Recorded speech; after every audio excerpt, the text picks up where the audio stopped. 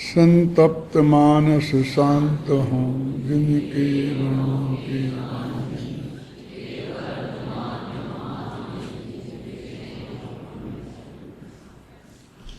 समय सार अनुशीलन का पेज नंबर 217 गुरुदेव श्री का कोटेशन अपन पढ़ रहे थे। 17 पेज की 5 लाइनें हो गई थी। वहाँ एक प्रश्न है जो हम सबको हमेशा उठता है, वो पूज्य गुरुदेव श्री के चित्त में भी खड़ा हुआ। हो सकता है किसी ने पूछा हो उनसे। एक ओर तो ऐसा कहा जाता है कि जीव तो अपनी पर्यायों का भी करता नहीं है, और यहाँ यह कहा जा रहा है कि जीव के परिणाम जीव ही हैं। ये दोनों बातें एक साथ कैसे संभव हो सकती हैं? जब अपन त्रिकालीन भगवान आत्मा की बात करते हैं तो उसे जब कहते हैं अकर्ता है, अभोक्ता है, अकारक है, तो उसमें अपनी विकारी पर्यायों का भी, अपनी निर्मल पर्यायों का भी अकर्ता है। और वो तो मात्र सहज ज्ञाता दृष्टा, जानने देखने वाला भी नहीं, ज्ञाता दृष्टा स्वभाव का है। देखने वाले में क्या होता है? जैसे देखता जानता हो, तो फिर पर्याय का कर्ता हो गया ना। देखने जानने रूप पर्याय का कर्ता हो गया ना। फिर तो वो मात्र देखता जानता है, तो देखने जानने रूप पर्याय का कर्ता भी हो गया है?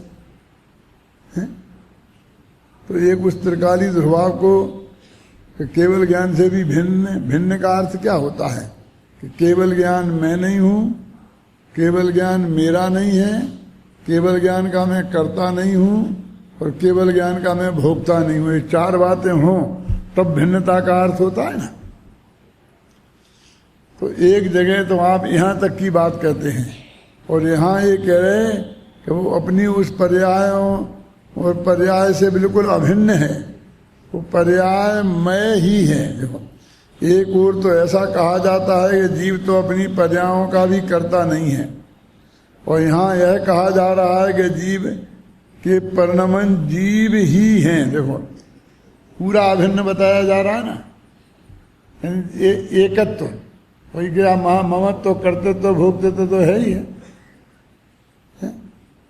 और अपन रोज ही नहीं अभी रट रहे हैं ना कि वो तो सिर्फ जानता देखता है, वो तो सिर्फ जानता देखता है, क्या है ना। ये बीच की बात है। एक तरफ तो न जानता देखता से भी रहे थे, और एक तरफ रागादिक का भी करता, और पर का करता तो है ही नहीं। ये अंदर अंदर की बात है। तो इसमें भी वो नए लगते हैं, और वो सब निश्चय नए लगते हैं।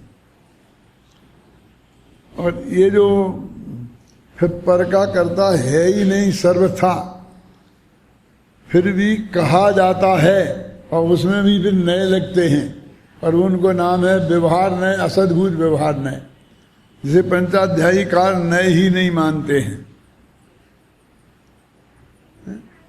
पंचाध्यायी कार जिसे नए ही नहीं मानते हैं, उस नए से उनका भी कर्ता कहा जाता है। लेकिन यहाँ इन गाथाओं में तो वो सर्वथा उनका करता है, ये बात बता रहे हैं। और ये शिष्य का प्रश्न है। गुरुदेव श्री इसका उत्तर देते हैं, मैं वही पढ़ना चाहता हूँ। हाँ, संभव है। वो कहते हैं एक कैसे संभव है, वो प्रश्न था ना, दोनों बातें एक साथ कैसे संभव हैं। तो कहते संभव हैं। समय सार गाथा 320 में भी ऐसा कहा है कि पर्यायों का कर्ता जीव नहीं है ना। बंधन मोक्ष करे 320वीं गाथा कि वो लंबी चौड़ी जो टीका है मैंने बताई थी कल, वो उसमें है। और वैसे मूल गाथा में भी है कि दिट्ठी देहि विणानम, उस गाथा में भी ये बात है। लगा 320 में ऐसा कहा जाता है कि पर्यायों का कर्ता भी जीव नहीं है, मैंने सब प्रकार के वो त्रिकाली ध्रुव बताना है ना। अब कल अपन ने कहा था कि एक वज्र की दीवार खड़ी कर लो पहले, तब वो 320वीं गाथा की बात करेंगे। वो कौन सी थी वज्र की दीवार? मैं भी पूछ सकता हूं किसी से? आप तो आपसे क्या पूछना, आप तो बता हैं कि एक द्रव्य दूसरे द्रव्य का कर्ता नहीं है ना। तो जब आप अपनी पर्याय का कर्ता भी नहीं मानेंगे अपन अपने स्वयं को, तो फिर वो पर्याय है और वो कार्य है और उसका कोई ना कोई कर्ता तो होगा है? तो फिर पर को कर्ता मानेंगे, पर को सीधा तो कोई नहीं मानता, लेकिन निमित्त है ना, निमित्त ज्ञानावरणी कर्म के 6 निमित्त है, जिसमें ऐसा केवल ज्ञान है तो केवल ज्ञान पर्याय का कर्ता, ज्ञानावरणी कर्म का 6 वो निमित्त। तो निमित्त तो हमेशा पर होता है। भैया भगवती दास ने लिखा ना, उपादान निज गुण जहां तहां निमित्त पर होए। उपादान निज गुण होते हैं, निमित्त पर होता है, तो फिर पर द्रव्य पे जाएगी। तो फिर क्या करें, क्या बचा बात बताइए। निज द्रव्य भी करता नहीं है और पर द्रव्य भी करता नहीं है, तो द्रव्य की तो छुट्टी हो गई। अब इसमें 2 प्रश्न खड़े हैं। एक तो एक है उसका कर्ता कौन है, और ये निज द्रव्य महाराज पे करते क्या है।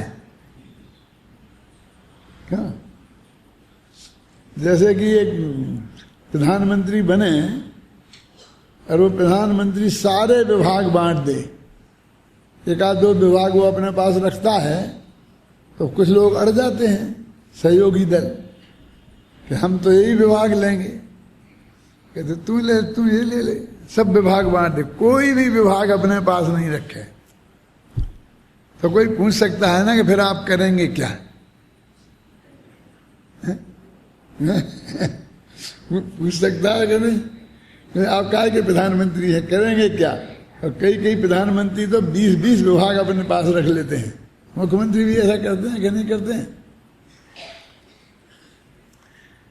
तो ये भगवान आत्मा अपनी पर्याय का भी नहीं करता होगा, विकारी का भी नहीं होगा, निर्मल का भी नहीं होगा, तो ये महाराज करेंगे क्या फिर?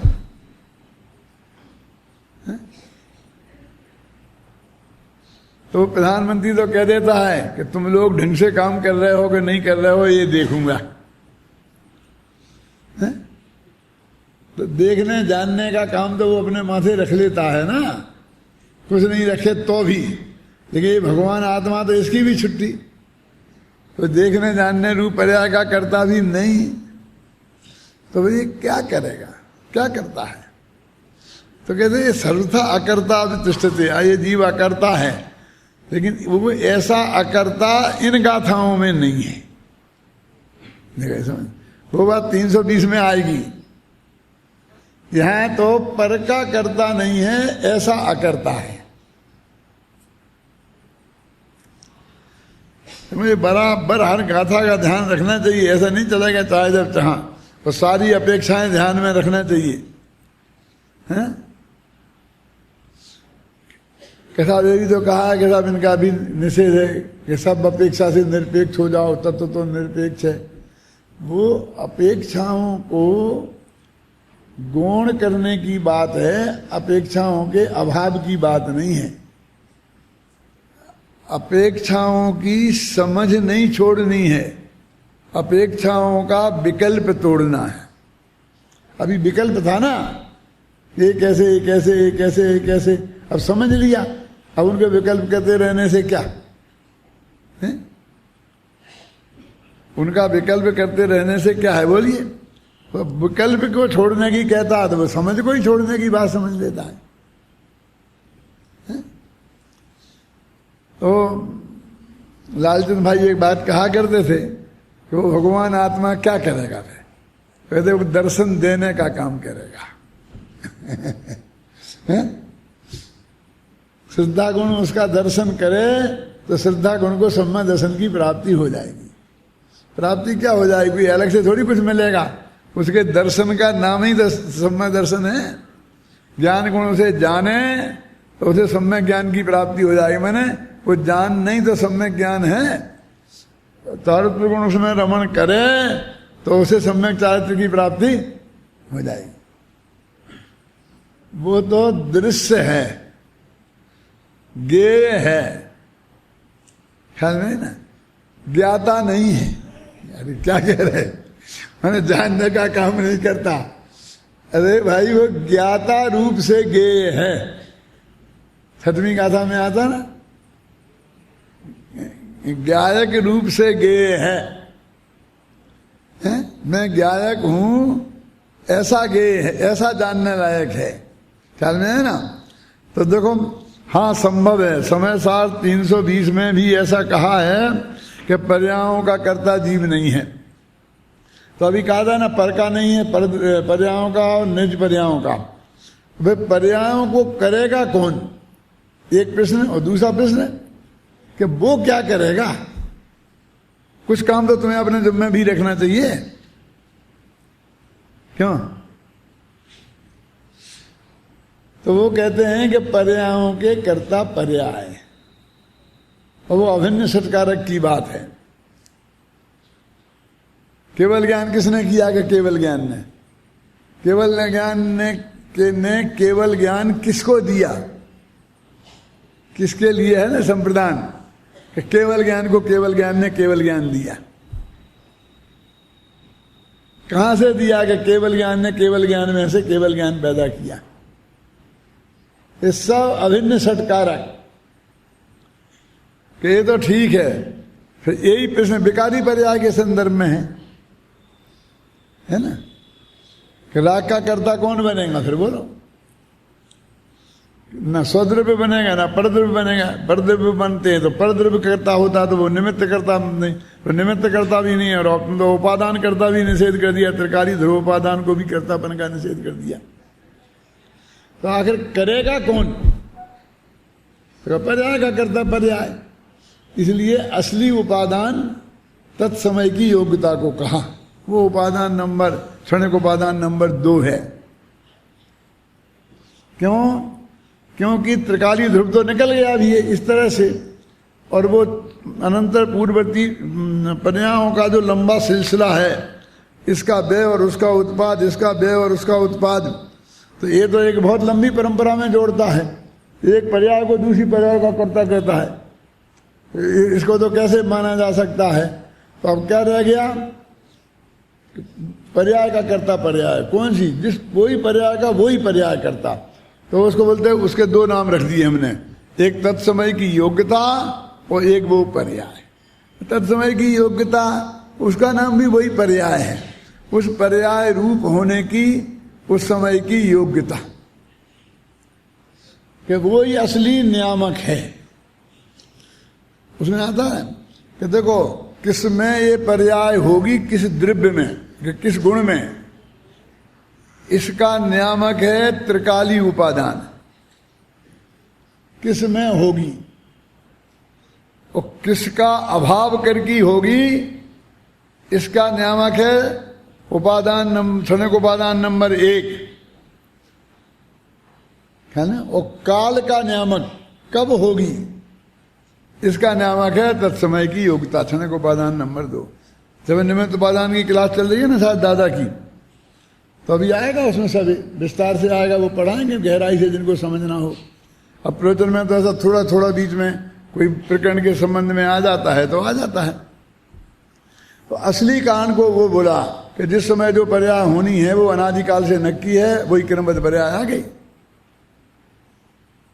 देखो काल, काल का एक अर्थ पर्याय भी होता है। पर्याय माने काल, काल माने पर्याय, और एक नहीं, मैं तो कहता हूं एकमात्र अर्थ। काल लब्धि, काल लब्धि माने पर्याय को प्राप्त होने का काल, समझे। लब्धि माने प्राप्त, कि उस पर्याय का प्राप्त होने का काल। तो हमने 5 लब्धियां सुनी हैं कि बेबी है, घबराओ नहीं। वो तो एक पर्टिकुलर पर्याय की 5 लब्धियां हैं। कौन सी? श्रद्धा गुण की जो सम्मा दर्शन रूप पर्याय होगी, उसकी प्राप्ति में होने वाली जो लब्धियां हैं वे 5 हैं। यहां कह रहे हैं कि हर पर्याय जिस काल में होनी है, उस काल का आना, ये उस पर्याय की काल लब्धि है। अब लोग कितनी काल लब्धियां होंगी? क्यों?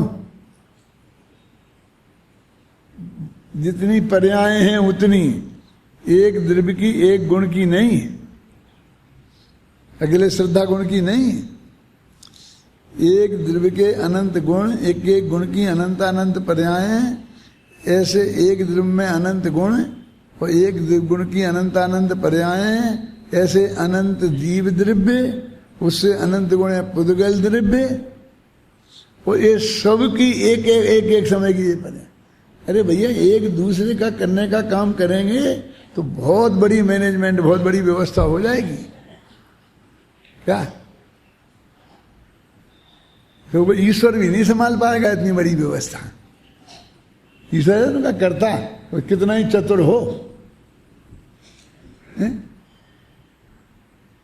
तो क्या क्या से समझेगा क्या है उसमें, वो प्रयास की तो वो संभाल लेगी, झगड़ा खत्म। आचार्य विनोबा भावे ने एक बहुत मार्मिक बात करी, समझना, उन्होंने लिखी है एक जगह कि अमेरिका में सारा देश नीट एंड क्लीन है, एकदम साफ साफ बिल्कुल, हर घर का बाथरूम एकदम नीट एंड क्लीन मिलेगा। अरे कि तो बाथरूम में ये लगा है, क्या बोलते हैं इसको, इतना पेन लगा देते हैं ना, भूल गया, ये सब बातें भूल जाता नाम। फर्श लगाते हैं ना, बढ़िया बढ़िया मुलायम मुलायम, जो भी आप कहते हैं उसे, उस लेटरिन में भी लगा है, जहां बैठते हैं उस सीट पे भी लगा है, ऊपर की ढकने की सीट पे अभी कभी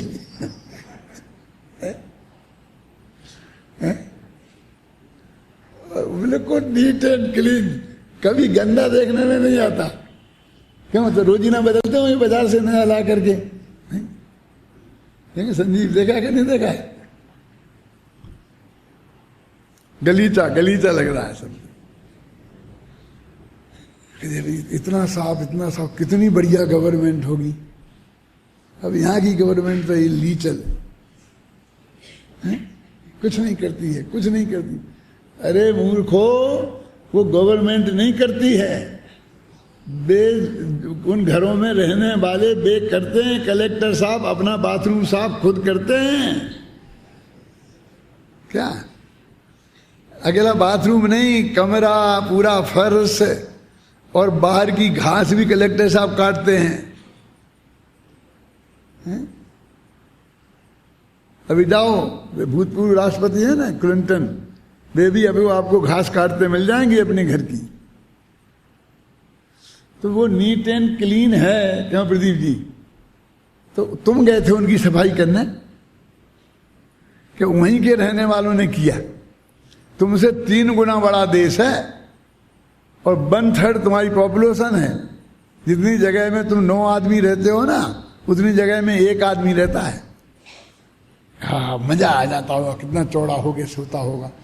चौड़ा कितना होएगा? अरे उल्टा सोचो कि तुम्हें जितना हिस्सा सफाई करने में मिला है, उससे 9 गुना तो बेचारे को वैसे ही मिला है।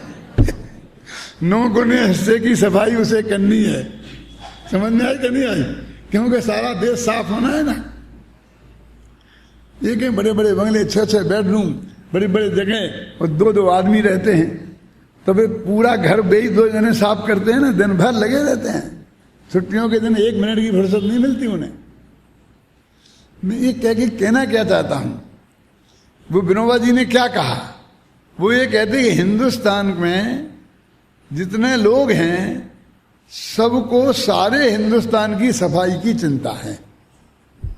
कितनी कितनी चिंता, पूरा देश साफ कैसे हो। तो एक भी आदमी अपना घर साफ नहीं करता। विनोबा जी ने लिखा कि हर आदमी अपना घर और घर के सामने की सड़क साफ कर दे तो एक दिन में सारा देश नीट एंड क्लीन हो जाएगा। सच्चे जैन तो वो है ना। अब ये कह रहे कि एक भगवान सबका करे, फिर कितने कितने लोगों को लगाए, काम पे लगाए, इसको लगाए उसको लगाए, और भगवान को बहुत फिक्र करनी पड़ती है। क्या करनी पड़ती मालूम? कि रावण एक महान नालायक आदमी हो गया, अब उसको मारना है। यदि वैसे ही जाके मार देंगे तो दुनिया कहेगी कि अन्यायी थे। क्यों? भगवान ने अन्याय किया। इसलिए पहले उसको ऐसा काम कराओ उससे कि दुनिया उसके मुंह पे थूकने लग जाए, और उसे मारे तो तालियां बजाए। करवाओ, खोटे खोटे काम कराओ, दूसरे की माँ बहन की इज्जत लुटवाओ, ये करो ये करवाओ, और वहां तक कि अपनी पत्नी का भी अपहरण कराओ। घबराना नहीं। उनके यहाँ लिखा है कि राम तो परम ब्रह्म थे, ईश्वर के अवतार थे। उनने खुद ही ये सब किया कि जिससे वे मारे तो कोई ये नहीं कहे कि तुमने क्यों मारा। तुलसीदास जी ने लिखा है कि जाको प्रभु दारुणे दुख देई, और ताकि मति पहले हर ले। जिसको भगवान दारुण माने भयंकर दुख देना चाहता है, सबसे पहले उसकी बुद्धि का अपहरण करता है। कोई बुद्धि रहेगी तो वो खोटा काम करेगा नहीं, खोटा काम नहीं करेगा तो वो दुखी कैसे होगा? मैं उसे दुख कैसे दूंगा? पहले उससे खोटे काम करवाओ। पर जब दुनिया कहने लग जाए कि कोई इसे मारता ही नहीं, कोई इसे मारता नहीं, फिर जाके मारो तो मारने का मजा है? ऐसे हर अवतारों के बारे में लिखा है, देख लेना आप जाकर के वहां। एक एक दुष्ट को मारने के लिए भगवान को एक एक अवतार लेना पड़ा। क्यों? कंस को, जरासंध को मारने के लिए कृष्णावतार, रावण को मारने के लिए रामावतार, और यहां तक कि सूकरा अवतार। क्योंकि अब जिसको सूकर ही मार सकता है, अब उसको तो मारने के लिए सूकर ही बनना पड़ेगा ना। क्यों? नरसिंहावतार, नरसिंहावतार समझते हो क्या है? आधा आदमी और आधा शेर। तो ये कहते हैं कि विनोबा जी का सिद्धांत अपना लो कि प्रत्येक द्रव्य अपनी पर्याय को करे, ये नहीं। फिर वो ये एक द्रव्य को अनंत गुण, वो एक एक गुण की अनंत अनंत पर्याय, तो वहां भी उतना ही फैल जाएगा। क्यों? तो क्या करा फिर शकरचंद जी? पर्याय का करता, पर्याय झगड़ा खत्म, पर्याय अपना काम निपटा ले। और कुछ करना ही नहीं है, दूसरे का किसी को कुछ करना ही नहीं है। अनादिकाल से उस पर्याय में जिस समय उसे होना है, उस समय होने की क्षमता, योग्यता पड़ी है। बस वो काल आएगा एकदम प्रकट हो जाएगी, वो काल जाएगा तो चली जाएगी, बस खत्म। कितना सरल काम हो गया बोलो।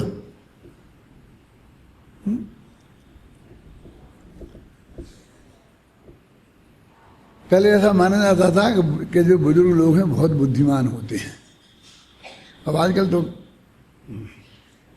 सब बुजुर्गों को गवर्नमेंट कहती है और ये बड़ी बड़ी कंपनियां कहती हैं कि पूरी तनख्वाह दे के, पूरी जिंदगी की दे के इनको रिटायर्ड करो, ऑफिस में से भगाओ। ऐसे कईयों को भगा दिया, ऐसे यहाँ बैठे हैं। क्या कहते हैं मालूम जतीश भाई? कि इनको तनख्वाह दे दो, जिंदगी भर में जो दोगे ना आधे ही दे दो पूरी, और कहो महाराज पधारो। कि क्यों? कि इन्हें इनसे होता तो कुछ है नहीं। अब ये नए कंप्यूटर सीख नहीं सकते, अब तो ये बोझा हैं सीट पे और डटे बैठे। अब नए नए छोकरे आएंगे, बढ़िया बढ़िया ट्रेनिंग लेके वे करेंगे, मालूम। ये सच्ची घटना बताता हूँ, एक उद्योगपति की नाम भी बता सकता हूँ। उसने अमेरिका से एक बहुत बड़े जो होते हैं ना, उसको बुलाया MBA को, जो सलाह देता है। 50 लाख रुपया दिए, आने जाने का फर्स्ट क्लास का खर्चा अलग।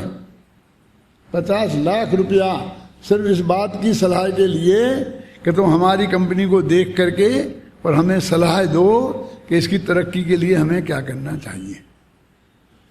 बहुत नजदीक का आदमी की बात है क्या। वो आदमी आए वहां से, तो उन्होंने सारा देख दाख के 2-3 दिन में क्या दिया मैंने सलाह। सबसे पहली 50 लाख में 50 लाख की सलाह सुनो। 50 वर्ष की उम्र से जितनी अधिक उम्र के कर्मचारी हैं, उन्हें आज ही कल से ऑफिस में नहीं आना। सब कैसे निकाल सकते हैं कि जब तक उनको रिटायर्ड होना है ना, तब तक की तनख्वाह आज ही दे दो, फिर कोई क्या करेगा। और जाओ, ये सबसे पहला उपाय उसने बताया, यदि तुम्हें अपनी इंडस्ट्री की तरक्की करनी है तो। 50 लाख रुपए की सलाह है जी।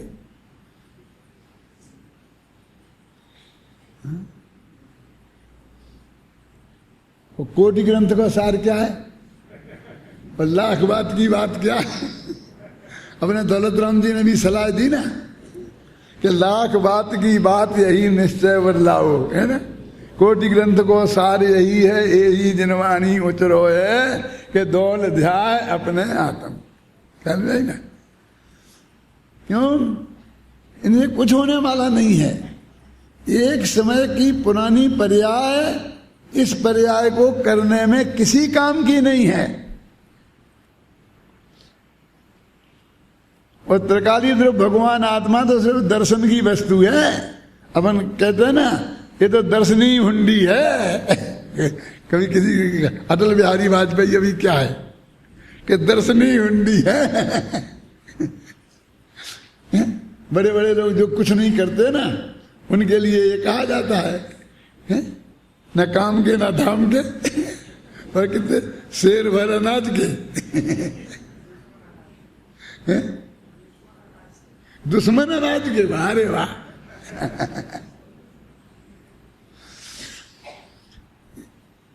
ये पर्याय एक समय की पर्याय का वही पर्याय कर लेगी, बस खत्म, और कोई करता नहीं। सारा निश्चिंत हो जाओ तुम।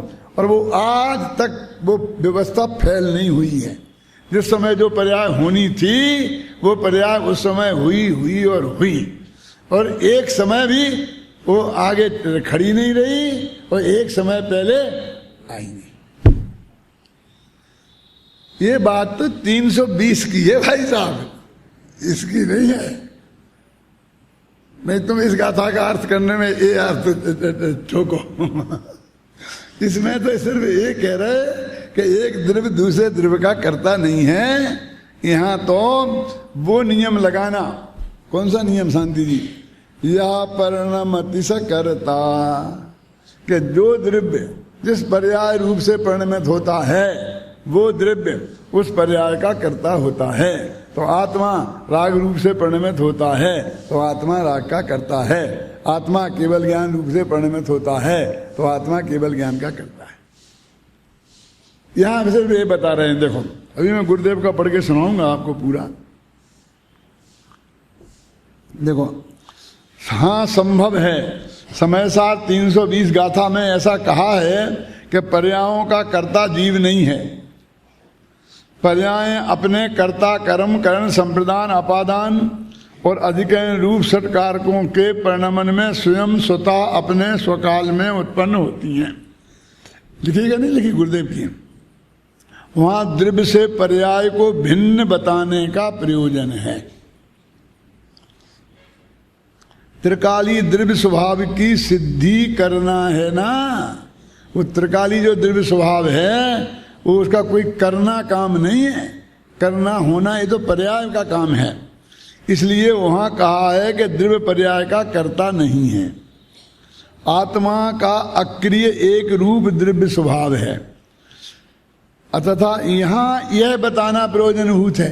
अब यहां की बात है, देखो ये तो वहां की बात है, समझे ना, कि कोई भी पर द्रव्य किसी भी अन्य द्रव्य की पर्यायों का कर्ता नहीं है। यहां तो सिर्फ ये बताना है। कितना स्पष्ट है।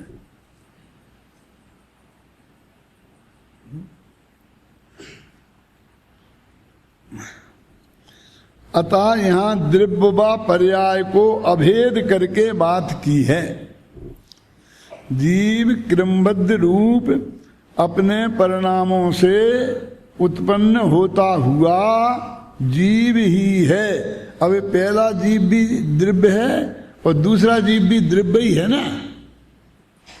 अब और अपने क्रमबद्ध परिणामों से उत्पन्न होता हुआ, तो कौन, क्यों बोलो, अनादि का काल से लेके अनंत काल तक की पर्यायों के बारे में ये कमेंट्स है कि सम्मसन होने के बाद की निर्मल पर्यायों के बारे में, तो अनादि से है ना, तो समस्त मिथ्यात्व पर्यायों का कर्ता भी जीव ही है। अगली बात है ना। यहाँ देखो गुरुदेव की एक कुछ विशिष्ट स्टाइल है जो उनको अपन को समझना चाहिए। वे कोई भी गाथा की बात करते हो और वे उसके विरुद्ध कहाँ क्या कहा है वो बात भी करते हैं, लेकिन ये नहीं भूलते कहना कि अई ये बात न थी। यहां तो ये कहा जा रहा है बस, फिर उन पे आ, अब वो सारी बात खत्म हो गई। वो तो उन दूसरे जो विरुद्ध बात थी वो बता दी। अब हम ये बात न थी ये तो भूल जाते हैं। और जहां आत्मा अपने राग का करता है ये बताना हो, वहां भी वो अकर्ता ही बताने लगते हैं, केवल ज्ञान का भी करता नहीं है। अरे भाई सब तुम्हें यहीं कह दोगे तो अगली गाथाओं में फिर क्या करोगे? हैं? ख्याल में आई ना? वो उन्हें ऐसा लगता है कि मैं अब एक ही व्याख्यान का तो मौका मिला है तो मैं अब सब कह दूं, क्योंकि मैं अकेला यही कहूंगा कि ये शरीर का कर्ता आत्मा नहीं है तो बहुत छोटा पंडित माना जाऊंगा। ये बहुत डर है हर एक को, इसलिए वो बहुत तक की बातों को सब एक ही व्याख्यान में उगल देना चाहते हैं। मुझे तो पूरे दिन करना है व्याख्यान, तो फिर मैं भी घबराता हूं कि 9 दिन का संतोष किसको है। आज मैं ये कहूंगा कि अपनी राग पर्याय का करता है, तो जब 10वें दिन ये कहूंगा कि वो अपनी केवल ज्ञान पर्याय का भी करता नहीं है, तब तक तो कितनी चर्चा हो चुकी होगी मेरे बारे में, क्या। और बहुत से लोग सुन के निकल जाएंगे तो उनके खाते में से तो मेरी छुट्टी हो जाएगी। इसलिए भी मैं ये कहना चाहता, अरे भाई जब स्वाध्याय करते हो तो गहराई से इसमें क्यों नहीं देखते कि ये गाथा में यहाँ कौन सा प्रकरण चल रहा है, क्या बात है। जब जैसे समय साहब उनका है तो पंचास्त्री का भी तो उन्हीं का है ना, कुंद का है। बेई अमृतचंद टीकाकार हैं, बेई जयसेन टीकाकार हैं जो समय सार के हैं। भाग्य से तीनों आचार्य एक हैं। यदि अलग अलग होते तो हम एक आदमी छुट्टी कर देते, प्रवचन सार को तो स्वर्ग में भेज देते, यहाँ जिंदा ही नहीं रहने देते। अभी भी कोई बात कहो ये तो प्रवचन सार की बात है, नहीं प्रवचन सार की बात है तो झूठी है,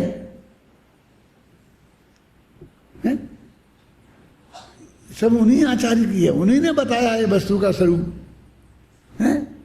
और वे परस्पर विरुद्ध तो नहीं होंगे। हम हमारे अज्ञान से हम परस्पर विरुद्ध होंगे, वे तो नहीं होंगे ना। तो देखो गुरुदेव के ख्याल में सब बातें थी और हमको नहीं लगता, हमने गुरुदेव की एक बात सुनी और दूसरी नहीं सुनी तो वैसा करते रहते हैं। देखो एक मैं सही घटना सुनाता हूं, बहुत मार्मिक है। क्रमबद्ध पर्याय जब मैं लिख रहा था तो उसमें मैंने 6 शक्तियों का उपयोग किया है। भाव शक्ति, अभाव शक्ति, भाव शक्ति अभाव अभाव शक्ति, भाव अभाव शक्ति, अभाव भाव शक्ति। वो 6 द्रव्यों की पर्यायों में वो प्रति समय पर्याय को अपनी पर्याय होने के लिए कितनी बढ़िया व्यवस्था है ये बताने के लिए 6 द्रव्यों पे घटित की। तो बहुत बड़े बड़े अपने साथी बाबू भाई, पाटनी जी, खेमचंद भाई ये कहने लगे कि आज तुम्हारी पिटाई होने वाली है। क्यों? कि तुम ये कह रहे कि ये 6 द्रव्य की शक्तियां हैं, ये तो आत्मा की शक्तियां हैं, 47 शक्तियां हैं। और गुरुदेव ये बात सुनेंगे तो बस समझ लो बस आज गए, तुम्हारा आज अंतिम दिन है। तो हमारी मानो तो ये हटा दो इसमें से। मैंने कहा गुरुदेव कहेंगे तो हटा दूंगा, लेकिन मैं गुरुदेव के सामने इसे पढ़ूंगा तो जरूर। तो सोच लो, यहां तुम जैसे कईयों की छुट्टी हो गई क्या? बस आज तुम्हारी छुट्टी होने वाली है, ठीक है, होगी तो हो जाएगी, क्या है। मेरी होगी कि अज्ञान की होगी? तो मैं गलत समझता होऊंगा तो गुरुदेव बता देंगे तो वो अज्ञान की छुट्टी हो जाएगी, मेरी काय को होगी? मैं तो हाथ जोड़ दूंगा, माफी मांग लूंगा गलती के लिए, और क्या करूंगा। तो उन्होंने कहा कि नहीं ये सही नहीं है, सही नहीं है। कल पढ़ना था मुझे दोपहर में, तो मैंने वो निकाला कौन सा ग्रंथ 700 पेज का 47 शक्तियों का प्रवचन है ना, आत्म प्रसिद्धि है ना, वो निकाली वहीं से। और फिर मैंने उसे पढ़ी, रात भर पढ़ता रहा। घबराना नहीं, 700 पेज नहीं पढ़ सकता है कोई रात में, क्योंकि मुझे तो 6 शक्तियां पढ़नी थी ना। वो 6 शक्तियों के बारे में पढ़ना था, तो वही प्रकरण मैंने पढ़ा। और पढ़कर मुझे उसमें 4 लाइनें ऐसी मिल गई गुरुदेव के प्रवचन की कि जिसमें लिखा था कि ये 6 शक्तियां 6 द्रव्यों पर लागू पड़ती हैं, ऐसा स्पष्ट लिखा था। तो मैंने इन सबको बताई कि देखो ये गुरुदेव की इसमें लिखी।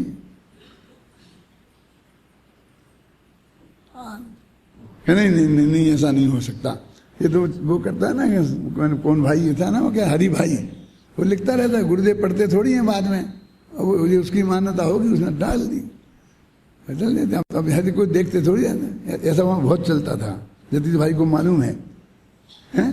तो गए ऐसा होता था। अब मैंने कहा कुछ भी हो मैं पढ़ूंगा तो जरूर। वहाँ जब मैं गया तो मैंने वो पढ़ा, सब सन्नाटा था, सब लोग एकदम ऐसे देख रहे थे। गुरुदेव शांति से सुनते गए, कुछ नहीं बोला। मैंने कहा फिर कह देंगे गुरुदेव का ध्यान नहीं गया होगा। तो मैंने कहा गुरुदेव इसमें ऐसा लिखा है कि ये 6 शक्तियां 6 द्रव्यों की हैं, तो ठीक है ना, ठीक है ना। मैं एक दफे और पढ़ देता हूं, फिर मैंने और पढ़ा शांति से कि ठीक है ठीक है। तब सब यारी सब, यानी मैं ये बात इसलिए सिर्फ सुना रहा हूं कि हम समझते हैं कि गुरुदेव के ध्यान में भी ये बात नहीं होगी, ऐसा नहीं था। कई दफे मेरा ऐसा प्रसंग बना है कि जो अच्छे अच्छे लोगों के ध्यान में नहीं थी बात, वो गुरुदेव के ध्यान में थी। अरे प्रत्येक द्रव्य की प्रत्येक पर्याय सुनिश्चित है, और उसका कर्ता कौन है ये निर्णय करना है। अकेले हमारी समस्या अकेले आत्मा की थोड़ी है, भले ही हमें अकेले आत्मा का अनुभव करना हो, लेकिन हमारी समस्या तो वस्तु के स्वरूप की है ना।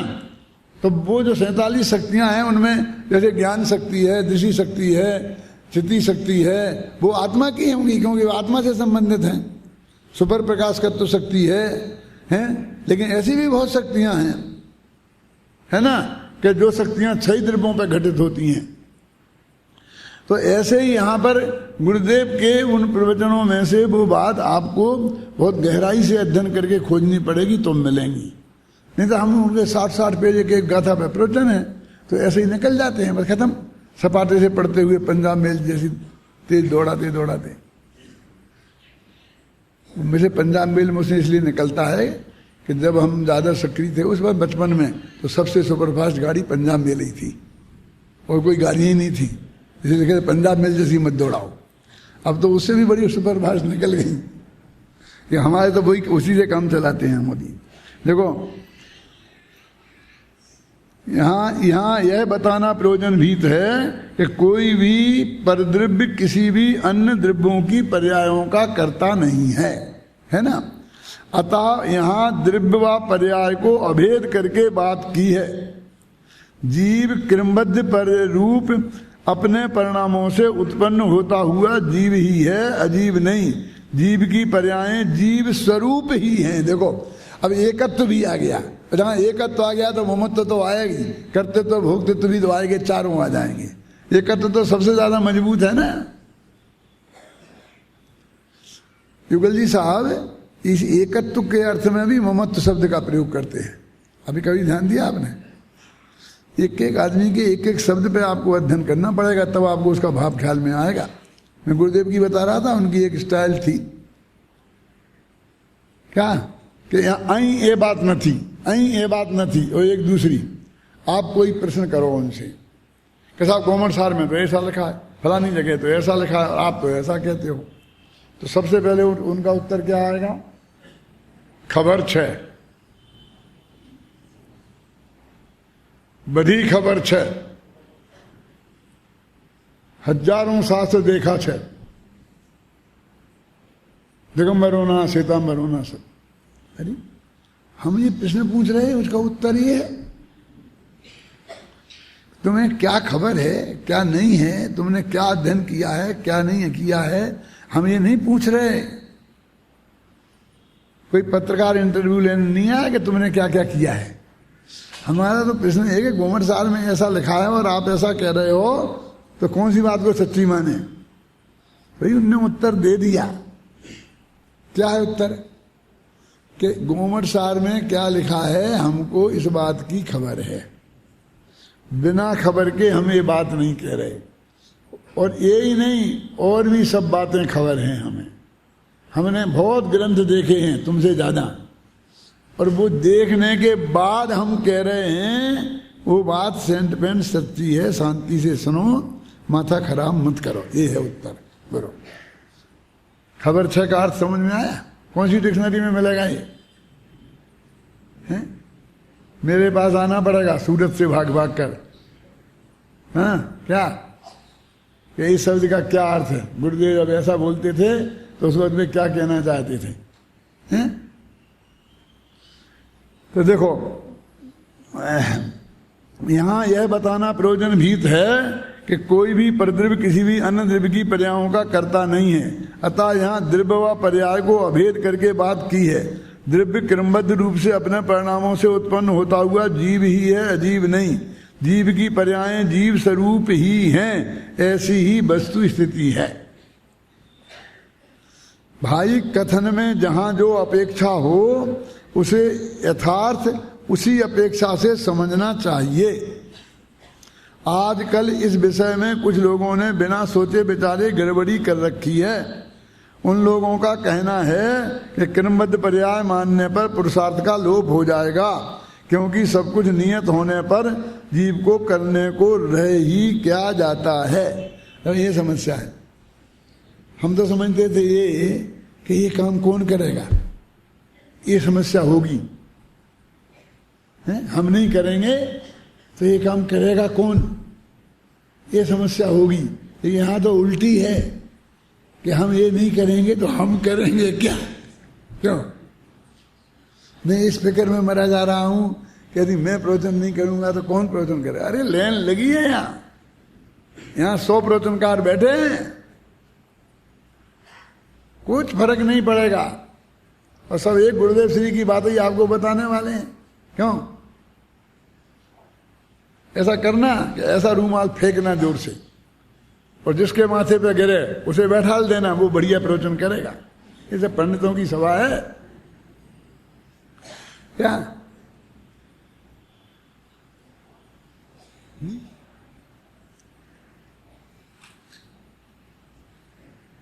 बेटा तुम सोचो कि तुम नहीं करोगे तो तुम क्या करोगे?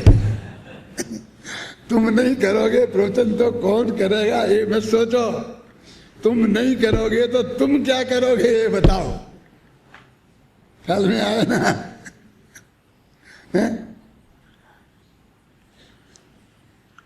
तो कहते ऐसी समस्या हो रही है।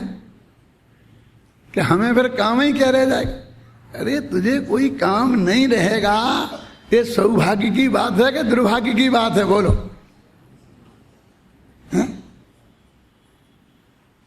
सच्ची बोलो हृदय से, तुमको सच्चा धर्म प्रचार का भाव है?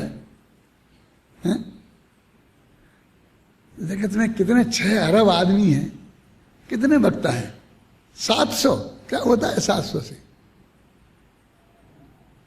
ये 7 अरब की जनता में 700 है और तुम्हें बहुत दिखने लग गए। क्यों? 700 तुमसे नहीं अच्छे हो जाएं तो हमारा दिल थोड़ा हो जाना चाहिए। क्यों? कि 2-4 यहां वहां बिखर भी गए। क्यों? वो बिखरने कई तरीके से बिखर सकते हैं, मर सकते हैं, बुद्धि विपरीत हो सकती है। क्यों? यहां वहां भटक सकते हैं, धंधे पानी में उलझ सकते हैं, और खोटे काम में लग सकते हैं। खोटे कामों की जगत में कोई कमी थोड़ी है शांतिलाल जी, हैं? उसकी बात मत करो, जितना होए वो बहुत कम है, होने दो, होने दो। सारा जगत पड़ा है, तुम कितने गांव में जाओगे बोलो? हैं? अभी नई उम्र भी होगी शांति जी, मान लो आपकी कितनी उम्र होगी? 42 साल हो गए हैं? और ज्यादा? लेकिन और ज्यादा हो गए। मैं तो 42 साल का समझता हूँ। होंगे 45 होंगे, 40 होंगे, 48 होंगे। अब 48 तो गए, अब बहुत से बहुत 48 और होंगे। और 96 वर्ष से ज्यादा उम्र होगी तो फिर प्रवचन करने लायक नहीं रहेंगे। तो 48 ही पर्यूषण तो हैं तुम्हारे पास, तो 48 ही गांव में तो जाओगे, 49 में तो नहीं जा सकते। और हिंदुस्तान में गांव तो 700 है। तुम्हें अद्वितीय क्यों रहना है?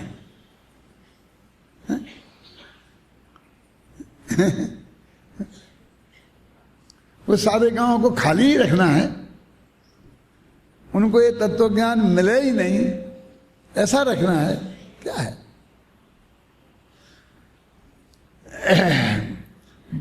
भाई कथन में जहां जो अपेक्षा हो उसे यथार्थ उसी अपेक्षा से समझना चाहिए। आजकल इस विषय में जो हो गया ना, उनसे कहते हैं किनसे कि सब कुछ नियत होगा तो हमें करने को क्या रह जाएगा, ऐसा जिनकी बुद्धि है उनको कहते हैं। क्या कहते हैं उनको?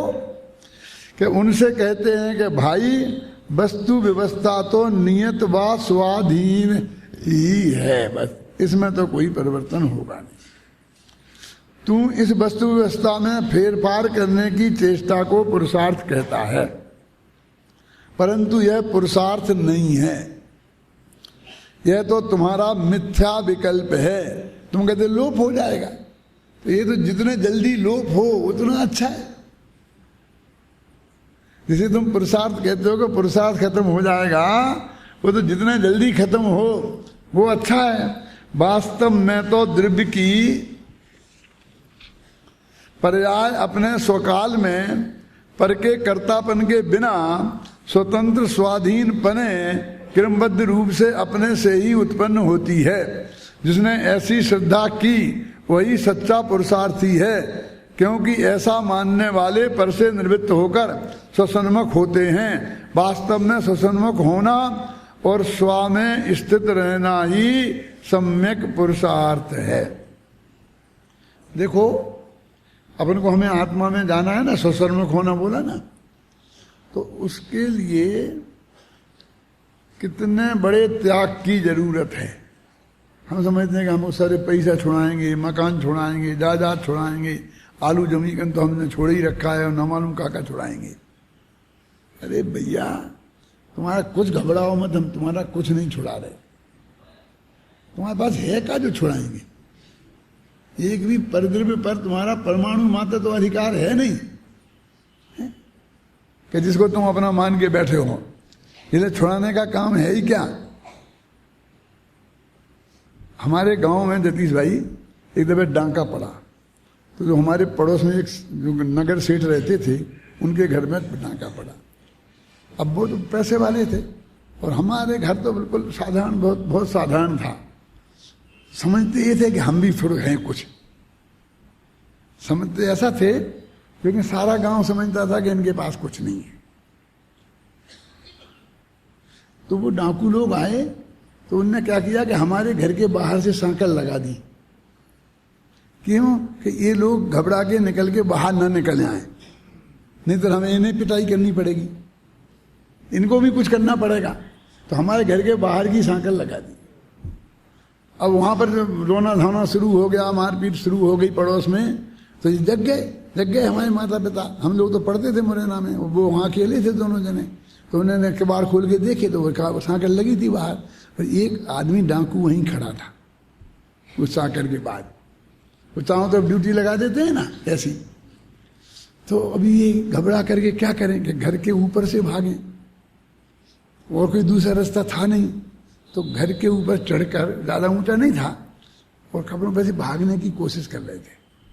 तो वो एक डाकू दूसरे डाकू से क्या कहता है, ये काहे को भाग रहे, इनके पास क्या है? इन्हें कौन छेड़ता है? अरे इनकी साकर तो इसलिए लगाई है कि जो बाहर ना आ जाए, इन्हें थोड़ी पकड़ना है हमें। ये हमारे पिताजी ने खुद ये शब्द सुने और हमें बताए बाद में। तो मैं जिंदगी भर उनसे मजाक करता था कि आपकी तो कितनी बड़ी इज्जत है। तो डाकू लोग भी आपकी प्रशंसा करते थे। ऐसे तेरे पास लुटने को है क्या? जिसको तुम अपना मान रखा वो तो तेरा है ही नहीं, और जिसने तूने मैंने आज तक एक किया उसमें तूने आज तक कुछ किया ही नहीं। और तू ये प्लानिंग करता है ये करूंगा, उसमें तेरे करने से कुछ होने ही वाला नहीं है। ये महासत्य नहीं जानते हैं। क्यों? तो ये जितना जल्दी जान लें इसका नाम पुरुषार्थ है भाई साहब। तो हमें काम क्या रहेगा, तुम्हें काम नहीं रहेगा, तो ये बढ़िया बात है कि बुरी बात है? तुम निश्चिंत हो जाओगे। क्यों? तुम्हें निश्चिंत होना है ना। तो अपने आत्मा को भी नहीं जानना है। तेरा आत्मा तेरी ज्ञान पर्याय में जानने में आएगा नहीं आएगा ऐसा हम नहीं कहते हैं, लेकिन तुझे नहीं जानना है उसी को जानना कहते हैं। वो जानने में आएगा ना, उसी को शास्त्र में क्या कहते हैं? जानना। तूने जाना, तू जानेगा, उसी को कहते हैं। तुझे उसमें करना कुछ नहीं है, माथे पर बोझ रंज मात्र नहीं रखना है। आप समझे ना, ये कैसा काम है कि एक दादी अम्मा के पोता हुआ तो बाजार में दौड़ी जा रही थी। मैं कि दादी अम्मा आज तो बहुत खुश हो, क्या बात है, कहाँ जा रही दौड़ी? बोले तुम्हें पता नहीं है? मैंने कहा नहीं मुझे तो पता नहीं है कि मेरे पोता हुआ है। अच्छा तुम्हारे पोता हुआ है कि हाँ, तो तुम्हें तो अस्पताल में लेटना चाहिए थी, तुम यहाँ क्यों भाग रही हो? कि मेरे को क्या हुआ, एक पोता। देखो अम्मा जानती है दोनों बातें, कि मेरे को पोता हुआ ये भी जानती है, और मेरे को कुछ नहीं हुआ ये भी जानती है। क्यों? कुछ नहीं हुआ ये भी जानती ना। ऐसे ही ज्ञानी जन ये भी जानते हैं कि इसको करना कहते हैं, और ये भी जानते करना कुछ नहीं है, ये तो होना है। होता स्वयं जगत परिणाम, और मैं जग का करता क्या काम है? मत तो ऐसा करना है तेरे को। वो तो अनंत काल पहले तेरी पर्याय में नक्की है, और वो पर्याय बिल्कुल इंतजार कर रही है। सौकाल आएगा तो एकदम प्रकट हो जाएगी। कौन सी पर्याय? सम्मान दर्शन पर्याय, जो भी तुझे चाहिए हो। जो सौगाणी जी ने तो ऐसा लिखा कि तुझे हमें क्या करना सम्यक दर्शन का। सम्यक दर्शन को होना हो हमें तो हो जाए, हमारे दर्शन करना हो उसका नाम तो सम्यक दर्शन है। वो त्रिकाली ध्रुव को, मैं तो त्रिकाली ध्रुव हूं ना, मेरा अपनापन तो जो है उसमें है, जो होना है उसमें नहीं है। जो अभी है ही नहीं वो मैं हूं, कहां से लाए तुम? और जो कल चला जाने वाला है वो मैं हूं। अरे मैं जाने आने वाला तत्व तो नहीं हूं, मैं तो हूं और हूं, है वाला तत्व हूं, होने वाला तत्व मैं नहीं हूं। तो वो सम्यक दर्शन माने श्रद्धा गुण मेरे को जानेगा तो उसे सम्यक दर्शन की, सम्यक ज्ञान की प्राप्ति होगी। किसको? उस गुण को। मुझे क्या? क्यों? तेरा अपनापन किसमें है? तू कौन है? तुझे ये निर्णय करना है कि मैं कौन हूं। तो तू जो होने वाला है वो है कि जो है वो है?